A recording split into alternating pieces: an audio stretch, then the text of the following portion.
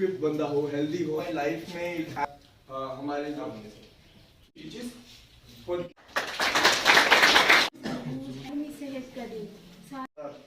सबके लिए हेल्थ क्या कहीं पे भी इनको जो बताओ ना, बहुत सारी चीजें हैं जो हमारी हेल्थ से जुड़ी हैं। With this beautiful thought I Pradeep Kumar would like to well CMO sir in his absence, a medical superintendent sir, DTO ma'am, DIO ma'am, and Puneet sir and Kosar Kabir ma'am. A very very warm good morning to all of you and my dear students. As you all know, we are here to celebrate one of the most vital and important day in a health society, which is World Health Day. तय किया है हर किस्म की बीमारी का मुकाबला किया जाए और इसके लिए बेहतर से बेहतर दवाइयाँ तैयार की जाए, और इस तमाम मराहिल को मुकम्मल कर चुके हैं और मुकम्मल करने के बाद भी बहुत सारी बातें आज भी हमारे जहन में आई हैं कि हम कहाँ कुछ और काम करने की ज़रूरत है। फिर भी मैं इन तमाम ज़रूरतों को मद्देनज़र रखते हुए इतना ज़रूर कहूँगी कि हमारे मुल्क हिंदुस्तान में इस मामले में बहुत तरक्की की है।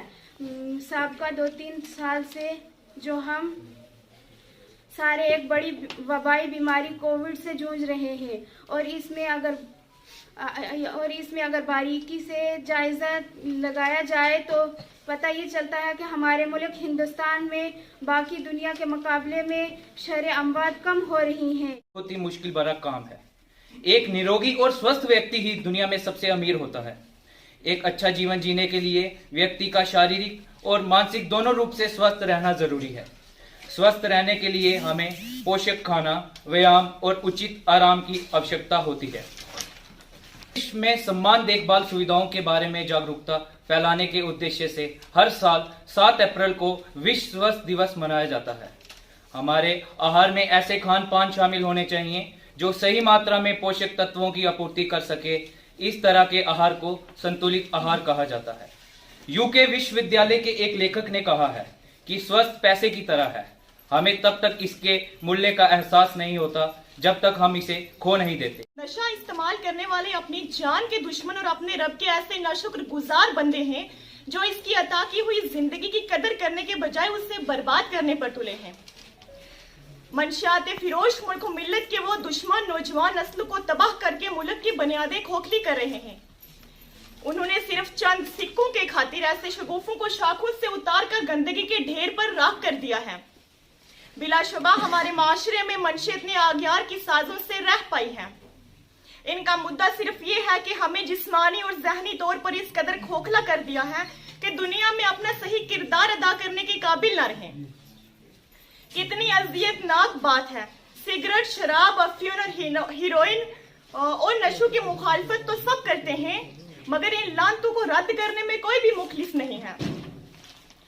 हद ये है कि सिगरेट कानूनन जायज है और जोरों शोरों से फिरोख्त की जा रही है, लेकिन इखलाक और कानून का मजाक इस तरह से उड़ाया जा रहा है कि सिगरेट की डिब्बियों पर ही इसका मुज़र असरात के आलान भी साथ ही छुपाए जाते हैं। ये मुनाफिका ज़हर अबलाग के मुंह पर तमाशा से कम नहीं है। नतीजा ये है कि कौम फिक्री, रूहानी और जिस्मानी एतबार से मुफलिस होती जा रही है। नशावार चीजों से मुतासिर वो नौजवान होते हैं जिन्हें अपनी जिंदगी के तजर्बात नहीं होते, जो इतना भी नहीं जानते कि जिंदगी और मौत के दरमियान कितना कम फासिला है। नशावार चीजें इंसान के वजूद को खोखला कर देती हैं। नशे का आदि का चेहरा जर्द हो जाता है, सुनने की असलियत कम हो जाती है, नाक हर वक्त बहती रहती है, आंखें सुर्ख और पलकें गर्म रहती हैं। का अमल सुस्त हो जाता है, भूख कम हो जाती है, वजन घटने लगता है और मैदे में अल्सर या जख्म पैदा हो जाते हैं, खून खराब होने लगता है। इसके नतीजे में अज़ाई तमाम जिस्मानी मुतासिर होते हैं जो इंसान के लिए मौत की वजह बन जाते हैं। की फैसिलिटी मिल जानी चाहिए, लेकिन आज का डाटा भी कह रहा है कि अभी भी 30% लोग ऐसे हैं जिनका तक हेल्थ की फैसिलिटी नहीं पहुंच रही है। मुख्तलिफ वजूहात हैं, फाइनेंशियल कंस्ट्रेंट है, एजुकेशन की प्रॉब्लम है, इंफॉर्मेशन लोगों को नहीं है कि कहाँ पर कौन सी चीज़ ली जा सकती है। There are so many factors जिसकी वजह से अभी वो 30% हमारे लोग पेंडिंग हैं। मैं हेल्थ डाटा की बात करूं तो अगर आज से आप 50 साल पीछे चले जाएं, उस वक्त हमारा जो डेथ रेट है 14 लोग पर 1000 पॉपुलेशन साल में मरते थे। हमारा डेथ रेट 14 पर 1000 पॉपुलेशन था आज से 50 साल पहले। आज कम होकर वो 4 पर 1000 पे आ गया है। इसी तरह हम बर्थ रेट की तरफ जाएं, उस वक्त हमारा जो बर्थ रेट था वो 35 और 40 पर 1000 था। आज हमारा बर्थ रेट रिड्यूस होकर 17 पर 1000 पॉपुलेशन आ गया है। इसी तरह हमारे जो बाकी डाटा हैं, इन्फेंट मॉर्टेलिटी रेट, इन्फेंट कहते हैं बच्चे को जो 1 साल से कम उम्र का होता है, वो अगर लोग 150 पर 1000 पॉपुलेशन जो है उनकी डेथ हो रही थी, पर 1000 लाइव बर्थ उनकी डेथ हो रही थी। अगर 1000 बच्चा पैदा हुआ है तो उसमें से 150 बच्चा जो है 1 साल के अंदर अंदर अपनी जान गवा बैठता था। आज हमने यहाँ पर AMT स्कूल में वर्ल्ड हेल्थ डे जो है मनाया है। ये डे की इम्पोर्टेंस ये है कि इस दिन वर्ल्ड हेल्थ ऑर्गेनाइजेशन जो है, जो वर्ल्ड की सबसे बड़ी एजेंसी है जो हेल्थ को कंट्रोल कर रही है, उसका फाउंडेशन हुई थी। और वही एजेंसी जो है हेल्थ के डिफरेंट स्कीम्स, हेल्थ के क्या इश्यूज़ हैं, उनका क्या सोल्यूशन है, वो सारी चीज़ें जो है डिस्कस करते हैं और उनकी ही गाइडलाइन पे पूरी वर्ल्ड जो है वो चल रही है। उसी का जो दिन था जो आज हमने यहाँ बनाया, उसमें जो हमारे हेल्थ रिलेटेड इश्यूज़ हैं यहाँ के लोकल लेवल पर, वो हमने डिस्कस किए। हेल्थ की फैसिलिटीज़ क्या क्या हमारी अवेलेबल है। मैं ये कह रहा था कि हमारे सब विलेज लेवल तक भी हमारा हेल्थ वेलनेस सेंटर जो है वो खुल चुके हैं और इसी तरह हमारी प्राइमरी हेल्थ सेंटर को भी हेल्थ वेलनेस PHC बना दिया गया है। तो वहाँ पर कुछ चीज़ें एक्स्ट्रा गवर्नमेंट ने दी हैं। इसी ज़िम्मे में लोग गवर्नमेंट ने ये भी जैसे रखी है, ये भी उसी का एक हिस्सा है कि आयुष्मान भारत में हर फैमिली किसी हॉस्पिटल में जाके एडमिट होती है तो 5 लाख तक उसको जो है फ्री ऑफ कॉस्ट इलाज होता है। तो ये सब चीज़ें लोगों को जानकारी होनी चाहिए। वो अपने आयुष्मान कार्ड बनवाएंगे तभी ये फैसिलिटी ले पाएंगे।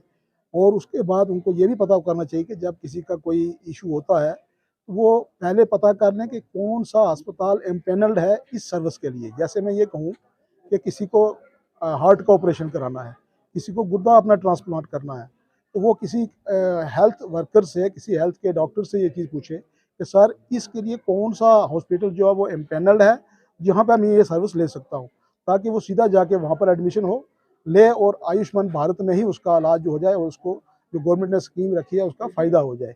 और बल्कि लोग जो ये चीज़ ना जानते हुए जाके बड़े बड़े हॉस्पिटलों के नाम सुन के जाके वहाँ पर एडमिशन लेते हैं। जैसे कल एक मुझे बंदा कह रहा था कि हमने किसी का रीनल गुर्दा ट्रांसप्लांट कराया और हमने 14 लाख रुपया वहाँ पर दिया है। एक गरीब बंदे के लिए 14 लाख रुपया मामूली बात नहीं होती है। वो कब 14 लाख रुपया कमाएगा। तो इसके लिए मैं यही कहूँगा कि हमारी पब्लिक को भी और इस चीज़ की जानकारी होना चाहिए, उनको पूरा तरीके से हेल्थ वर्कर के साथ इन्वॉल्व होना चाहिए और हेल्थ के जो भी प्रोग्राम होते हैं उनमें शिरकत करके हेल्थ की पॉलिसीज़, हेल्थ की फैसिलिटीज़ कहाँ पर क्या है उन सब का लेना चाहिए। और जो भी गवर्नमेंट की सर्विसेज इस वक्त हेल्थ डिपार्टमेंट में पब्लिक के लिए दी गई हैं उनका पूरा फ़ायदा लेना चाहिए। और उसी ज़िम्मे में हमारा ये सारा प्रोग्राम आज हो रहा था।